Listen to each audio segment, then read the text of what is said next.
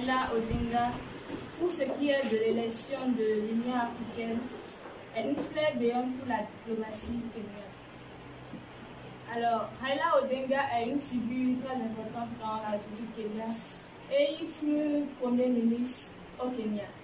Et les élections, c'est ce référendum organisé en vue de choisir le leader d'un parti, d'une institution ou d'une institution. L'Union africaine regroupe les États africains qui ont décidé de travailler ensemble pour la cause africaine. Et quant à la diplomatie kenyane, c'est l'ensemble des relations et des activités ayant rapport à la politique que mènent les Kenyans. Alors, dit que la défaite de Raila Odinga pour ce qui est de l'élection de l'Union africaine est une plaie béante pour la diplomatie kenyane, c'est dire que l'échec de Raila Odinga montre qu'il y a une certaine manque de diplomatie en République kenyane. Et face à cela, on pourrait dire, dans un premier temps, que pour désigner des responsables ou des dirigeants d'une institution ou d'une organisation comme l'Union africaine, c'est en fonction de certains critères et de certaines qualités.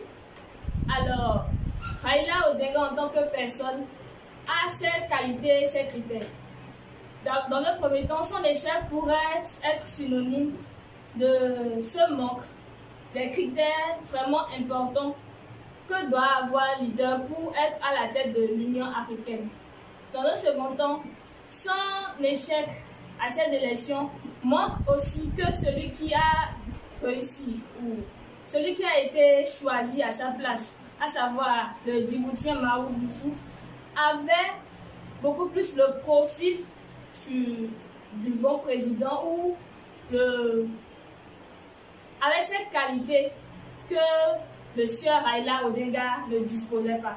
Et au vu de tout cela, son échec à ces élections n'implique pas directement l'État kenyan, mais vu qu'il est citoyen du Kenya, on peut aussi dire que son échec à ces élections implique un tant soit peu la diplomatie kenyane, mais n'implique pas totalement la diplomatie kenyane, vu que Raila Odinga fait partie de ces diplomates du pays, mais